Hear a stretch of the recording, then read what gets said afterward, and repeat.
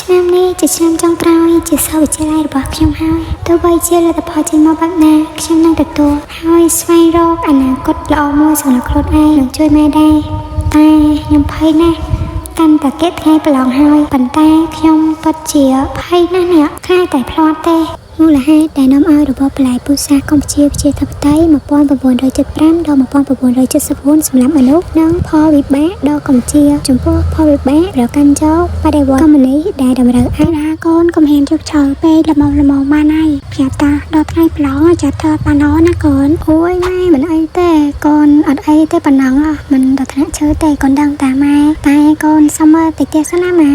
អញ្ចឹងក៏បានឲ្យតែកូននិយាយថាមិនអីប៉ុន្តែកុំភ្លេចមើលថែសុខភាពផងណា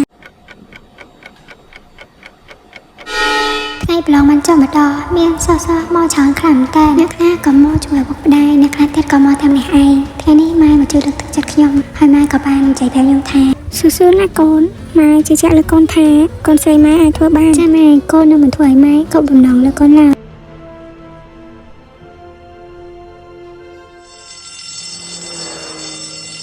នឹងឯងអ្នកទាំងគ្នាក៏បានដឹងពីគោលការណ៍របស់សាលាផងដែរមុននឹងប្រឡងអ្នកទាំងគ្នាអត់ត្រូវមានប្រចង់មានអីលាក់ទេណាអញ្ចឹងសកម្មថាដកមកអ្នកទាំងគ្នានឹងអាចធ្វើវាបានយ៉ាងល្អ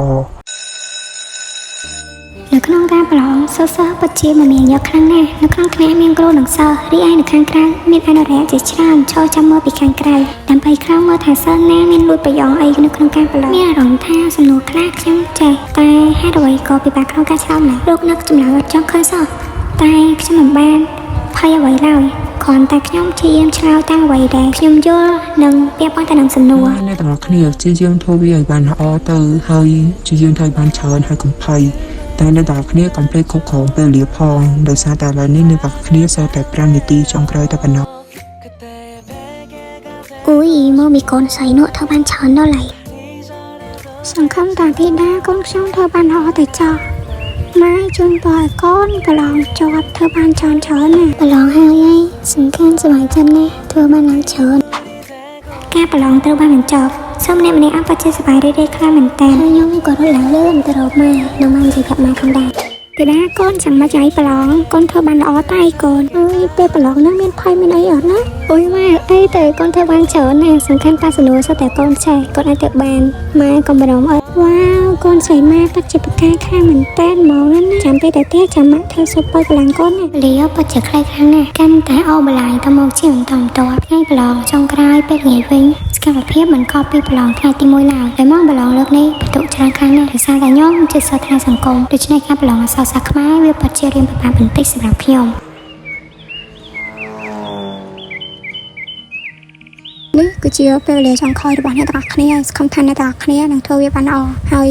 ចំពោះមុខជាអក្សរសាស្ត្រខ្មែរគឺពិតពេញច្រើនខ្លាំងមែនមុននឹងឆ្លើយយកមកប្រធានបទអានចលាសិនតណាចឹងចិត្តដល់ម៉ោងយើងត្រូវប្រឡងអីត្រៀមខ្លួនឲ្យមែនតើណាហើយនៅពេលដែលប្រឡងហ្នឹងកុំជជែកគ្នាឲ្យសោះកុំសួរគ្នាហើយកុំងាកទៅឆ្វេងទៅស្ដាំនៅខាងក្រៅថ្នាក់គឺមានអនុរិយចាំឈរមើលយើងរហូតអញ្ចឹងកុំភ្លេចឲ្យសោះណាន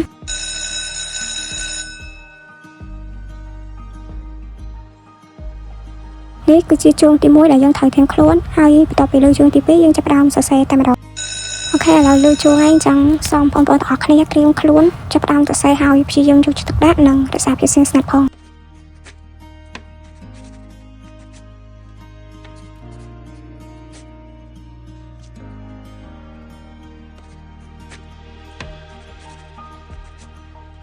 អ្នកទាំងអស់គ្នាកុំភ្លេចព្យាយាមគ្រប់គ្រងពេលវេលានិងការសរសេរផងបងប្អូនផងដោយសារឥឡូវក៏ចដោពេលវេលាមួយដែលពួកយើងត្រូវនេះហើយអញ្ចឹងព្យាយាមទាំងអស់គ្នាហើយកុំភ័យកុំអីធ្វើតាមសម្រួលទៅឥឡូវនេះអ្នកទាំងអស់គ្នាផៅពេលវេលាច្រើនដែរអញ្ចឹងអ្នកទាំងអស់គ្នានៅសល់តែ15នាទីតែប៉ុណ្ណោះប្រឡងថ្ងៃចុងក្រោយនេះខ្ញុំមានអារម្មណ៍ថារៀងភ័យបន្តិចបារម្ភបន្តិចដោយសារតែខ្ញុំអត់សូវប្រកែកខ្មែរប៉ុន្តែខ្ញុំអត់គិតច្រើនឬក៏ខ្វល់បារម្ភអីច្រើនប្រហែលទេគ្រាន់តែខ្ញុំនឹងព្យាយាមយកចិត្តទុកដាក់ធ្វើវាឲ្យបានល្អ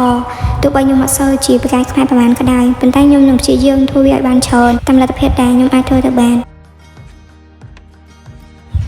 មិនដឹងយ៉ាងម៉េចយ៉ាងម៉ាទេធីតាកូនខ្ញុំឮថាមិនសូវជាប្រកែកខាងខ្មែរប្រហែលទេតែសង្ឃឹមថាកូនខ្ញុំអាចធ្វើបានកញ្ចក់ ថ្ងៃប្រកាសលទ្ធផលបានចុះម្ដងមានមនុស្សនាមកច្រើនខាងតែអ្នកខ្លះមកជាមួយបងម្ដាយអ្នកខ្លះមកជាមួយមិត្តភ័ក្តិនៅមណ្ឌលប្រឡងការប្រកាសក៏មានអ្នកខ្លះជាប់អ្នកខ្លះក៏ធ្លាក់ទៅហើយអ្នកខ្លះទៀតគឺពិតជាសប្បាយចិត្តមែនតើដោយសារតែខ្លួនបានតែនៅអ្វីដែលខ្លួនចង់បានចង់និយាយថាអញផយខ្លាំងមែនតើអញខ្លាចតែលទ្ធផលចេញមកអត់ដូចអ្វីដែលអញគិតសោះព្រោះអីអាពេលប្រឡងអញធ្វើមិនសូវបានអមមែនសោះលេខតក500ដងនោះដល់លេខរៀងយើងអញឆំបញ្ញានេះទេ3យេចូលយកមកកូនផៃខ្លាំងតែចេញលទ្ធផលមកអត់ដូចអ្វីដែលកូនគិតសោះអុយមកជួយព្រៀងសាប់កូនផងលេខតក511យូនរចនាអុយមកដល់កូនណាវ៉ាវយេកូនចោលបាញ់ម៉ាក់ជីដាកូននៅរៀងតកលេខម៉ានមើលចាំម៉ាក់ជួយព្រៀងសាប់ឲ្យលេខរៀង513ម៉ាក់លេខតក512យូនសុភ័ក្រនេះនៅទេអូយេចាំបាលេខតក513យូនពុទ្ធិតានៅទេអេម៉ែកូនចុះហើយកូនបានតែអេណាម៉ែតែហ្នឹងល្អខ្លាំងមែនតើហើយសំខាន់កូនសប្បាយចិត្តណាស់ម៉ែវ៉ាវជួយរកអូនសុខភាពណាកូនស្រីម៉ែតែជាមិនធ្វើឲ្យម៉ែខកបំណងនោះទេសំខាន់តែល្អទៀតនេះចាម៉ែកូននឹងក៏សប្បាយចិត្តមិនស្ទើរដែរនេះកូនមិននឹកស្មានថាកូនទទួលបានលទ្ធផលចេញមកឡើងមិននឹកស្មានដល់ហ្មងណាចង់មកថាពួកយើងដឹងលទ្ធផលអីហើយតោះប្រយ័ត្នទៅផ្ទះហើយដោយសារមេរៀងក្តៅដែរចាម៉ែ